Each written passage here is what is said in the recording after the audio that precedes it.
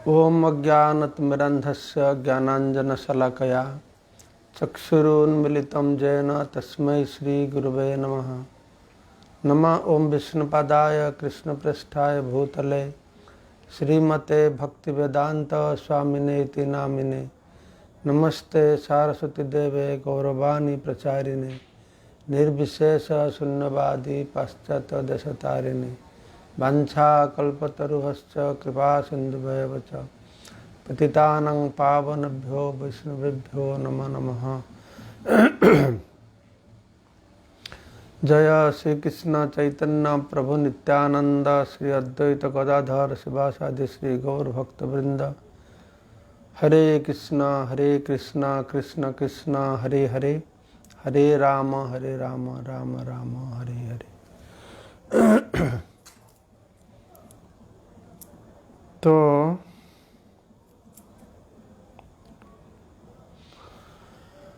তো গতকালকে থেকে আমরা চৈতন্য চরিতামৃত মধ্যলীলা শ্রবণ শুরু করেছি, প্রথম অধ্যায়।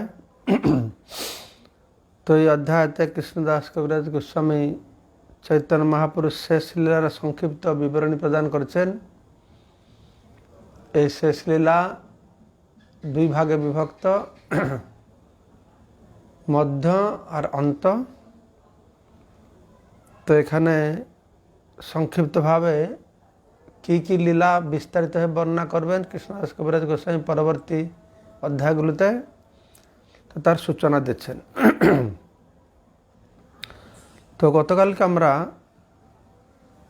শ্রবণ করেছিলাম যে কিভাবে মহাপ্রভু রথযাত্রার সময়ে এটি দোহা গাইছিলেন, পদ গাইছিলেন, সেই তো প্রাণনাথ পাইনু যাহা লাগি মদন মোহন ঝুরি গেনু।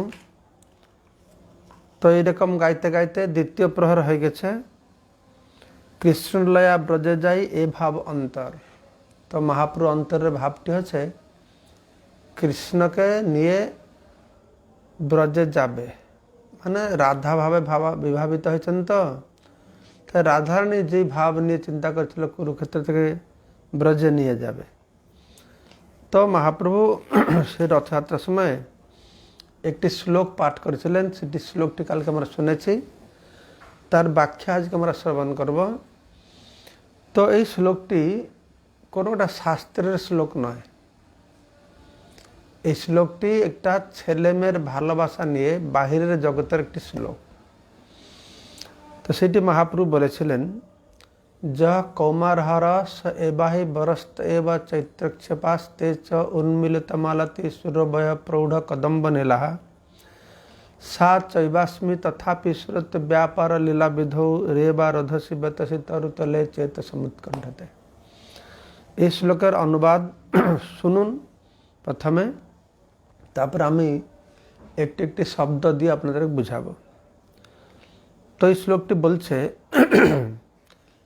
একটা মেয়ে, এর ভাবটি হচ্ছে একটা মেয়ে একটা ছেলেকে ভালোবাসত, তার সঙ্গে রেবা নদীর তীরে বেতসী তরুতলে তার দেখা হতো।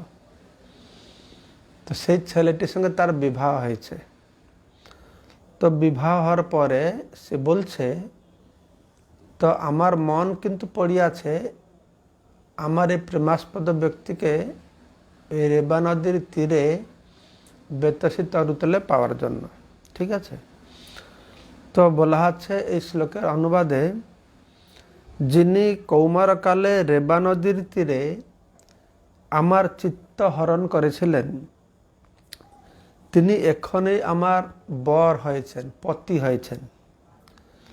এখন সেই চৈত্র মাসের জ্যোৎস্না লোকে জ্যোৎস্না আলোকিত রজনী, সেই প্রস্ফুটিত মালতী পুষ্পের সৌরভ রয়েছে এবং কদম্ব কানন থেকে সেই মধুর সমীরণ প্রবাহিত হচ্ছে।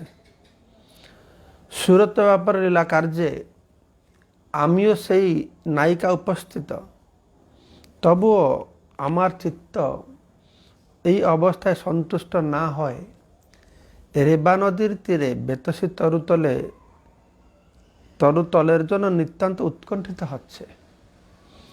তো বলছে য কৌমার হরহ। তো সে মেয়েটি বলছে য কৌমার হরহ, যিনি কৌমার সময়ে আমার হৃদয়কে হরণ করেছিলেন। আমি যেন কুমারী ছিলাম, আমার কুমারিত্বকে হরণ করেছিলেন। স এবহি বরস্তা এব, তিনি এখন আমার বর হয়েছেন, অর্থাৎ তার সঙ্গে বিবাহ হয়ে গেছে, সে পতি হয়েছে, তার সঙ্গে এই মেয়ের মিলন হচ্ছে। তো মেয়েটি মনে করছে সেই দিনের কথা, যেই দিন রেবা নদীর তীরে বেতসী তরুতলে এই ছেলের সঙ্গে দেখা হয়েছিল, সেই দিনটি চৈত্র ক্ষেপা, চৈত্র মাস ছিল এবং চন্দ্রের কিরণে আকাশ উদ্ভাসিত ছিল। উন্মিলিত মালতীর সুরভয়, প্রস্ফুটিত মালতীর সুগন্ধ ছিল। প্রৌঢ় কদম্ব নীলাহা, কদম্ব বন থেকে সুন্দর সমীরণ বায়ু প্রবাহিত হচ্ছিল। তো সে বলছে সা চৈবাস্মি, আমি হচ্ছে সেই নায়িকা, কিন্তু তা সত্ত্বেও ই হচ্ছে সেই ছেলে, আমি হচ্ছে সেই মেয়ে। পরিবেশটি ঠিক তখনকার মতো নেই, তথাপি তা সত্ত্বেও তত্র সুরত ব্যাপার লীলাবিধ, তা সত্ত্বেও আমাদের সুরত ব্যাপার, অন্তরঙ্গ ভাবের যে বিনিময়, এই বিষয়ে লীলাবিধ যে আচরণ, এই বিষয়ে আমাদের অন্তরঙ্গ ভাবের বিনিময়ের যে ব্যাপারটি, সেই বিষয়ে যদি আমি বিচার করি, তাহলে রে বা রোধসী বেতসী তরুতলে চেত সমুৎকণ্ঠ, আমার চিত্ত, আমার মন উৎকণ্ঠিত হচ্ছে। কোথায় যাওয়ার জন্য? না সেইখানে, সেই রেবা নদীর তীরে বেতসী তরুতলে তার সঙ্গে মিলন হওয়ার জন্য। অর্থাৎ বিয়ের পরে তার মিলনটা তার সুখ হচ্ছে না। রেবা নদীর তীরে তার সঙ্গে যার যে সান্নিধ্য লাভ করেছিল, সেটাকে ও প্রাধান্য দিচ্ছেন। তো শিল রূপ গোস্বামী পদ্মাবলীতে, তার লিখিত পদ্মাবলীতে এই শ্লোকটি বর্ণনা করেছেন। এই শ্লোকের অর্থ জানে একলে স্বরূপ, দৈবে সে বৎসর তাহা গিয়াছে না রূপ। তো এই শ্লোকের অর্থ আর কেউ জানে না, শুধু স্বরূপ দামোদর জানেন। আর সেই বছর শিল রূপ গোস্বামী তিনি গিয়ে পুরীতে পৌঁছেছেন। প্রভু মুখে শ্লোক শুনি শ্রীরূপ গোসাই, সেই শ্লোকের অর্থ শ্লোক করিলা তথাই। তো বহু কোলাহলের মধ্যে মহাপ্রভু কি বলছেন কেউ বুঝতে পারছেন না, কিন্তু রূপ গোস্বামী শুনতে পেরেছেন। তো রূপ গোস্বামী শুনতে পেরে সেই শ্লোকের অর্থ নিয়ে শ্লোক করিলা তথাই, সেই শ্লোকের অর্থ ভাবটা নিয়ে তিনি আর একটি শ্লোক রচনা করলেন। এটা আমরা শুনব যে কিভাবে মহাপ্রভু বলছেন। আসলে মহাপ্রভু উদ্দেশ্য নেই ছেলে মেয়ের প্রেম ভালোবাসা নিয়ে। মহাপ্রভু লক্ষ্য করছেন কি না, রাধারানী কুরুক্ষেত্রে কৃষ্ণের সঙ্গে মিলিত হয়, তার মন আনন্দ হচ্ছে না। সে চাইছে আমি সেই কালিন্দী বিপিন, কালিন্দী যমুনার তীরে সেই যে সুন্দর বলা হচ্ছে কালিন্দী পুলিন বিপিনায় স্পৃহয়তি, কালিন্দী নদীর তীরে যে বন আছে সেইখানে তার চিত্ত ব্যাকুল হয়ে উঠেছে কৃষ্ণকে সেইখানে পাওয়ার জন্য। ঠিক আছে, তো রূপ গোস্বামী সেটা মহাপ্রভু অন্তরের ভাবটা বুঝে সেই ভাব অনুসারে শ্লোক তিনি লিখেছেন। লেখে শ্লোক করি এক তাল পত্রতে লেখিয়া, আপন বাসার চালে রাখিল গুঞ্জিয়া। তো শ্লোকটা তালপাতায় লেখে, তো তিনি তো সেখানে গম্ভীরার পিছনে সিদ্ধ বকুল কাছে থাকতেন হরিদাস ঠাকুর সঙ্গে। তো সেখানটা তালপাতায় লেখে তালের উপরে চালে গুঞ্জে রেখেছেন। শ্লোক রাখি গেলা সমুদ্র স্নান করিতে, হেন কালে আইলা প্রভু তাহারে মিলিতে। তো শ্লোকটা লেখে স্নান করতে চলে গেছেন। তো সেখানে তো হরিদাস ঠাকুর, রূপ গোস্বামী, সনাতন গোস্বামী একত্র থাকতেন। জগন্নাথ মন্দিরে তারা তিনজন যেতেন না। মহাপ্রভু হরিদাস ঠাকুরকে বলেছিলেন, তুমি এইখানে বসে নীলচক্র দর্শন করবে, তাতে তোমার জগন্নাথ দর্শন হবে। মহাপ্রভু বলছেন যে তাকে হরিদাস ঠাকুর, সনাতন গোস্বামী অত মহান, তাদের স্মরণ করলে জগৎ পবিত্র হবে। কিন্তু মহাপ্রভু বেশি উৎসাহিত করেনি বা চাপ দেননি। সেখানে একটা সামাজিক নীতি রয়েছে, অন্য ধর্মের লোক যেতে পারবে না। তবু মহাপ্রভু সেটাকে সম্মান দিয়েছেন। তো তারা মন্দিরে যেতেন না, কিন্তু মহাপ্রভু আসতেন, জগন্নাথ মহাপ্রভুপে আসতেন তাদেরকে দর্শন দেওয়ার জন্য। মহাপ্রভু জগন্নাথের উপল ভোগ দেখিয়া, নিজ গৃহে যান এই তিনেরে মিলিয়া। মহাপ্রভু উপল ভোগ মানে দুপুর একটা ভোগ লাগে, ছত্র ভোগ তাকে বলে। জগন্নাথ মন্দিরে তো বিভিন্ন সকাল থেকে বিভিন্ন প্রকার সারাদিন ভোগ লাগতেই থাকে। তো দুপুর একটা ভোগ লাগে, তো ছত্র ভোগ, ভণ্ড ধূপ, মানে বহুত কোয়ান্টিটি হয়, সেটা পরিমাণের হয়। আর সব ভোগগুলো দিনের আর সমস্ত ভোগগুলো জগন্নাথের গর্ভগৃহে গিয়ে সিংহাসন নিচে রেখে সেগুলো ভোগ লাগে। কিন্তু এই ভোগটা যদি বহু পরিমাণে হয়, তো এইটাকে কি করে না, জগন্নাথ মন্দিরে যারা আপনারা গিয়েছেন দেখেছেন যে গরুড়স্তম্ভ আছে, গরুড়স্তম্ভ পিছনে একটা ঘর আছে, বিরাট বড় পাথরের ঘর। তো সেই পাথরের চটানোর উপরে সেখানে রেখে ভোগ লাগানো হয়, বহু পরিমাণে ভোগ হয়, তাকে বলে উপল ভোগ। উপল মানে পত্থর, এই পাথরের উপরে রাখে ভোগ হয়েছে বলে এটাকে উপল ভোগ বলে মহাপ্রভুপাদ বলছেন। সেটা হচ্ছে ছত্রভোগ বা ভণ্ড ধূপ।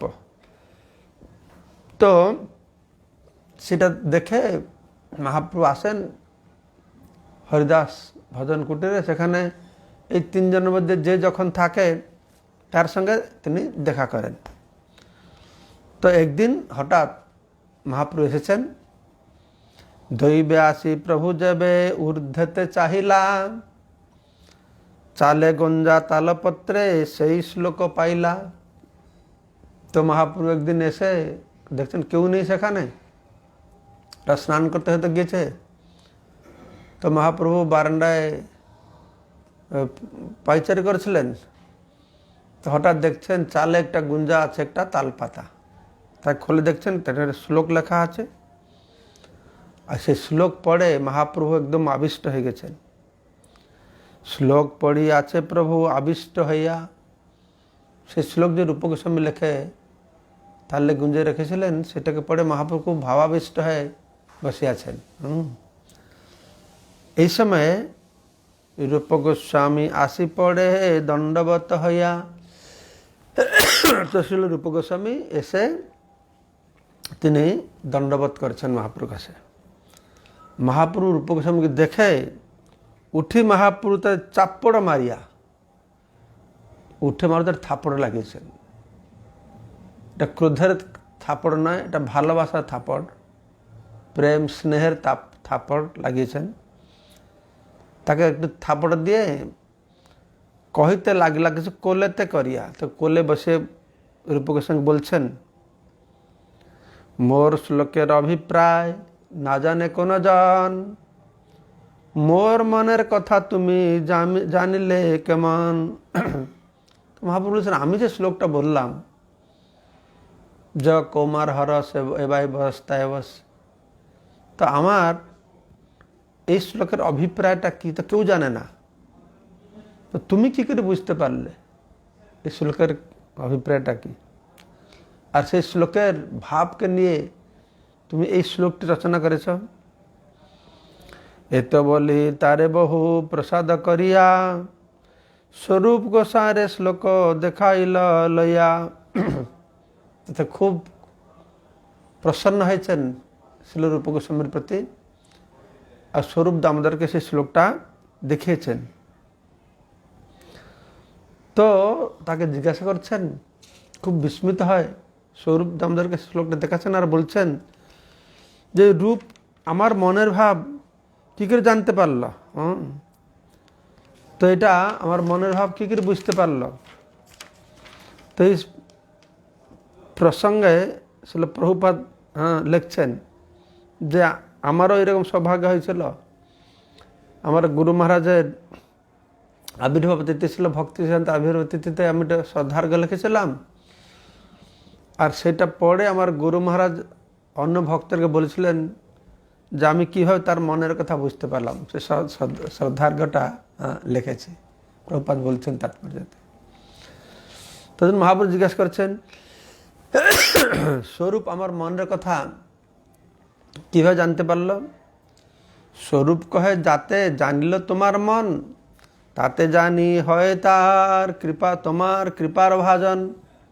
তো স্বরূপ ও কী কী তোমার মনের কথা জানতে পারবে? তার মানে হচ্ছে ও তোমার কৃপার ভাজন, সে নিশ্চিতরূপে তোমার কৃপা লাভ করেছে, না হলে ও কী করে তোমার মনের কথা বুঝতে পারবে? স্বরূপ দামোদর এটা মহাপ্রভুকে বলছেন। তো মহাপুরুষ আমি তারপর অত্যন্ত প্রসন্ন হয়েছিলাম। প্রসন্ন হয়ে তাকে আলিঙ্গন করে আমি সমস্ত শক্তি তার মধ্যে সঞ্চারিত করেছিলাম। কেন না, এই হচ্ছে যোগ্য পাত্র।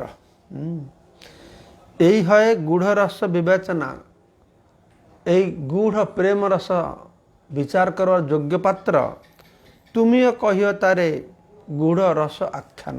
তুমিও তাকে, স্বরূপ দামোদরকে মহাপ্রভু বলছেন যে তুমিও তাকে এই সমস্ত গূঢ় রস আখ্যান তাকে তুমি শিখাও, বুঝাও, রূপ গোস্বামীকে বলো। তো এই সমস্ত কথা কৃষ্ণদাস কবিরাজ গোস্বামী তিনি আবার পরে ভালো করে বর্ণনা করবেন। সেগুলো আমরা শ্রবণ করব। তো এখনই অন্ততপক্ষে যে শ্লোকটি ছিল রূপ গোস্বামী তালপাতায় লিখেছিলেন সেটা আমরা পড়ে শুনি। মহাপ্রভু যে শ্লোক গাইতেন, রথযাত্রা রথের সামনে য কুমারহর, তার ভাবের অনুরূপ একটি শ্লোকে শ্রী রূপ গোস্বামী বর্ণনা করে বলছেন, প্রিয় স অয়ম কৃষ্ণ সহচরী কুরুক্ষেত্র মিলিতম, তথা অহম স রাধা তদ ইদম উভয় সঙ্গ সুখম, তথাপি অন্ত খেলনম মুরলী মধুর মুরলী পঞ্চম জুষে, মনমে কালিন্দী পুলিন বিপিনায় স্পৃহয়তি। তার অর্থটি এইরকম পদ্মাবলীতে ছিল রূপ গোস্বামী বর্ণনা করেছেন। আমি অর্থটা বলবো, তারপরে প্রতিটি শব্দ ভেঙে ভেঙে বর্ণনা করব। তো এটা হচ্ছে শ্রীমতী রাধারানীর উক্তি।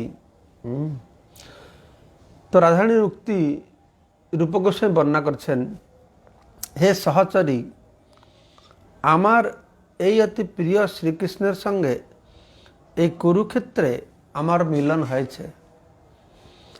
আমিও সেই রাধা, আর এখন আমাদের মিলন হয়েছে, তা অত্যন্ত সুখকর।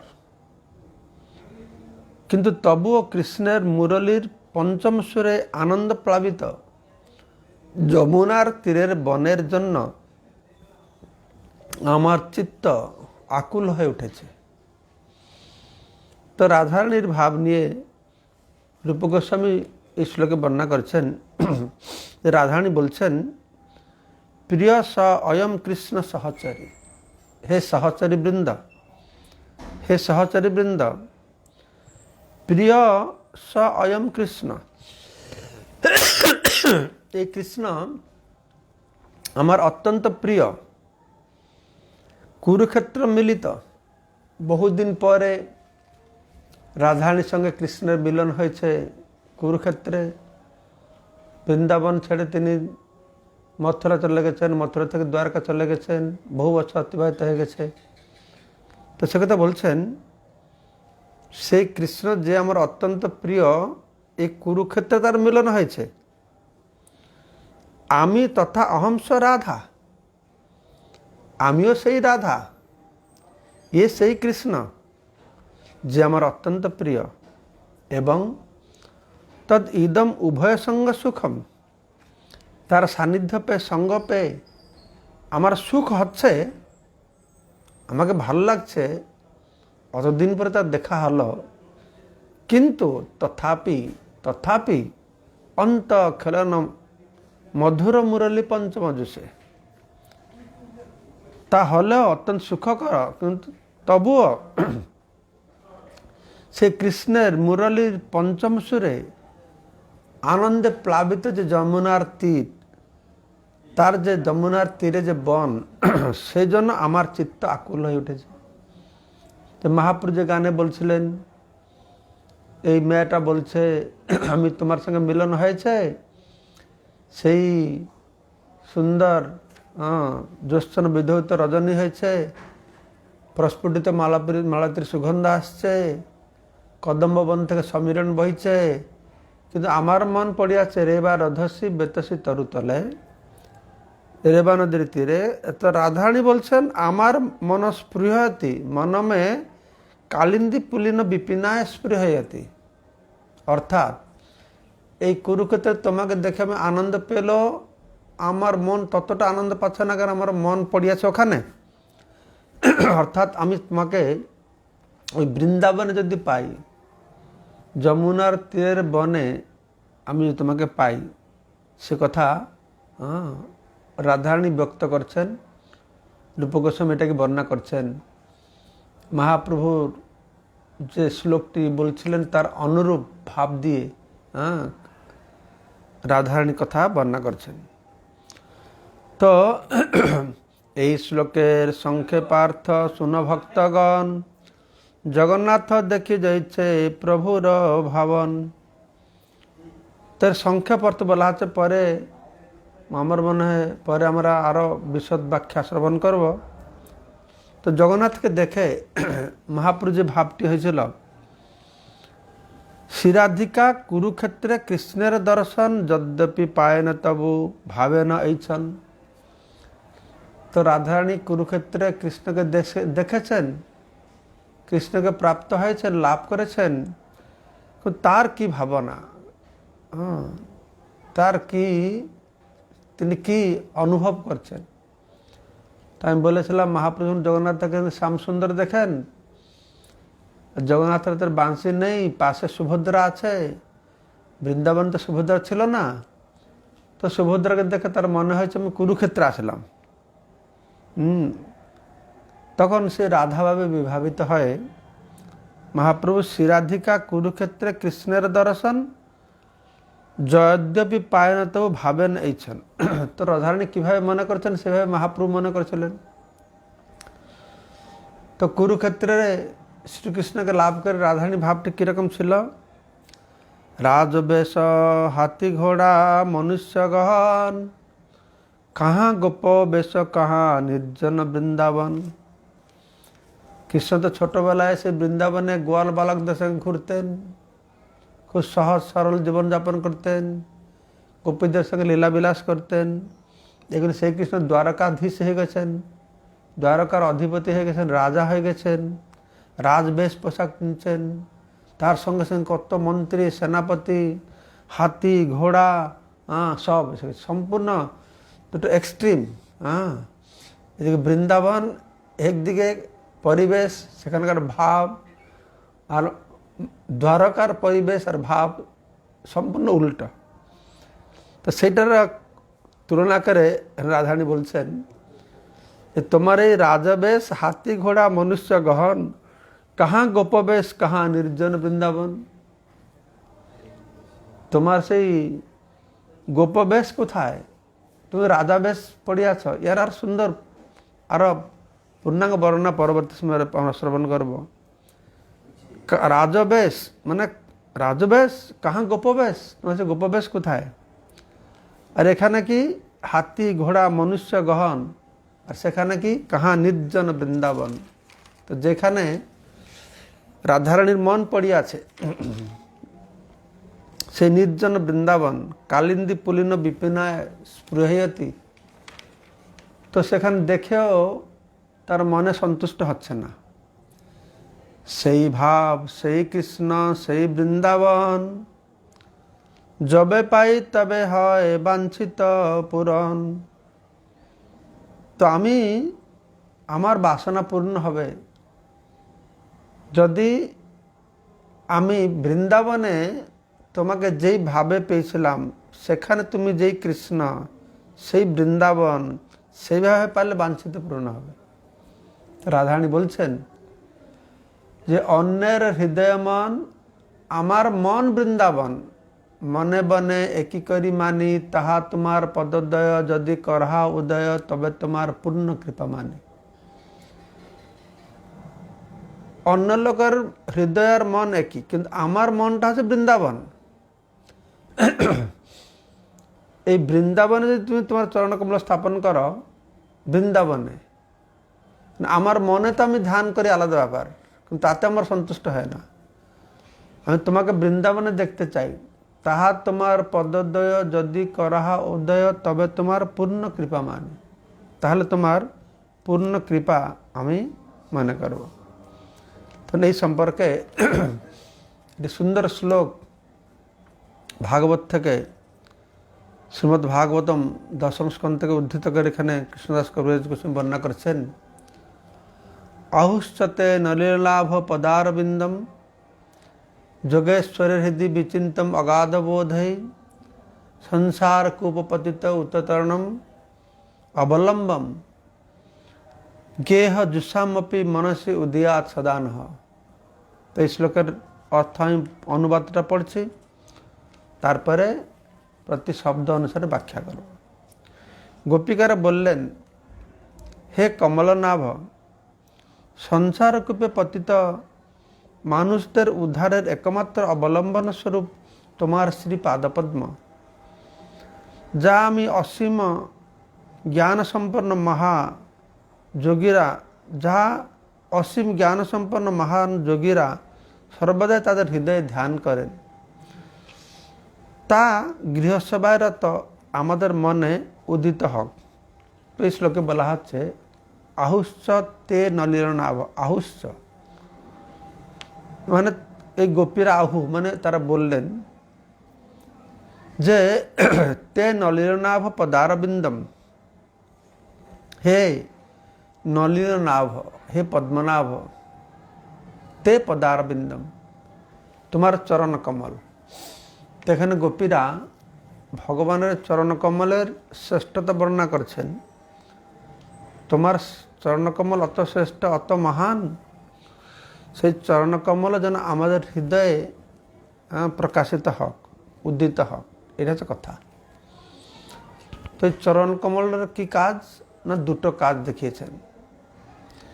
একটা হচ্ছে যোগেশ্বরের হৃদি বিচিন্তম অগাধ বোধৈ, যারা বড় বড় যোগী ঋষি মুনিরা রয়েছেন, তারা তাদের হৃদয়ের মধ্যে অগাধ বোধে, অসীম জ্ঞান সম্পন্ন ব্যক্তি, সেই যোগী জ্ঞানীরা অগাধ জ্ঞান দিয়ে হৃদয়ের মধ্যে তোমার সেই চরণ যুগলকে স্মরণ করে। আর যারা সংসারী লোক, তারা কি করে, তাদের জন্য তোমার চরণ কমলটা কি কাজে লাগে না, সংসার কূপ পতিত উত্তরণম অবলম্বনম। যারা সংসার কূপে পড়ে গেছে, এই সংসার কূপ থেকে উদ্ধার পাওয়ার জন্য তোমার চরণ যুগল হচ্ছে কি অবলম্বন স্বরূপ। সংসার কূপে পতিত উত্তরণ অবলম্বনম। তো দুটো কাজ দেখানো হয়েছে। একটা হচ্ছে জ্ঞানীরা, যোগীরা তোমার চরণকমল স্মরণ করে, তোমার চরণকমল অত মহান, অত শ্রেষ্ঠ। আর সংসারী লোকেরা তোমার চরণকমলের আশ্রয় নিয়ে, তোমার চরণকমল হচ্ছে এই সংসার কূপ থেকে উদ্ধার পাওয়ার জন্য অবলম্বন স্বরূপ। তোমার এই যে বৈশিষ্ট্যপূর্ণ, গুরুত্বপূর্ণ পদারবিন্দ, চরণ যুগল, তো প্রার্থনা করছি সেই চরণ যুগল যেন গেহম জুসাম আপি, আমরা গৃহ সেবায় রত সাধারণ গোপী নারীরা গৃহজুষাম, আমরা সমস্ত গৃহ কাজে ব্যস্ত গৃহিণী গৃহজুষাম অপি হলেও যদিও আমরা বড় বড় মুনি ঋষি যোগী নই, আমরা সাধারণ গৃহকর্মে লিপ্ত মহিলা মনসি উদিয়াত সদা নহ নহ মানে আমাদের সবসময় সেই চরণ যুগল আমাদের মনে উদিত হক, এই কথা আহুশ্চ সে গোপীরা বলছেন কৃষ্ণকে, তে নলিনাভ পদারবিন্দ, হে পদ্মনাভ তোমার চরণ কমল, যে চরণ কমল বড় বড় মুনি ঋষি যোগীরা তাদের অগাধ জ্ঞানের দ্বারা সবসময় তার হৃদয়ে চিন্তা করে থাকেন, যেই চরণ কমল সংসার কূপের পতিত মানুষদের সংসার কূপ থেকে উদ্ধার পাওয়ার জন্য অবলম্বন স্বরূপ, সেই চরণ যুগল যেন আমাদের মতন সাধারণ নারী যারা সবসময় গৃহকর্মে লিপ্ত তাদের মনে উদিত হোক। তোমার সেই চরণ, তোমার চরণ মোর ব্রজপুর ঘরে উদয় করে যদি তবে বাঞ্ছাপুরে। তো এখানে একটা কথা, এখানে শ্লোকে বলছে যে তোমার এই চরণ যুগল আমার মনে উদিত হোক। শ্লোকের অর্থ এটা, প্রত্যক্ষ অর্থ এটা, কিন্তু এখানে রাধারানী বলছেন না। কিন্তু কৃষ্ণদাস কবিরাজ গোস্বামী বর্ণনা করছেন, মহাপ্রভুর ভাবের কথা বর্ণনা করা হচ্ছে। এই শ্লোকের অর্থটি অন্যভাবে বর্ণনা করা হচ্ছে যে তোমার চরণ যুগল আমাদের মনে উদিত হক, এই কথারা ব্রজগোপিকারা প্রার্থনা করছে না। তো ব্রজগোপীরা কি প্রার্থনা করছে?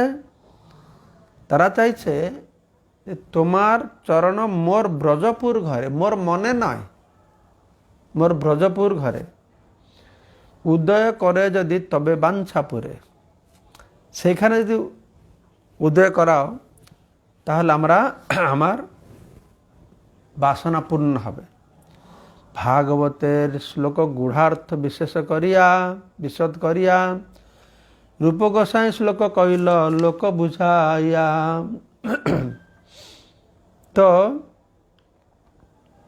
তো এইভাবে রূপ গোস্বামী এই ভাগবতের শ্লোকের গূঢ়ার্থ বিশদ করে তিনি বুঝিয়েছেন।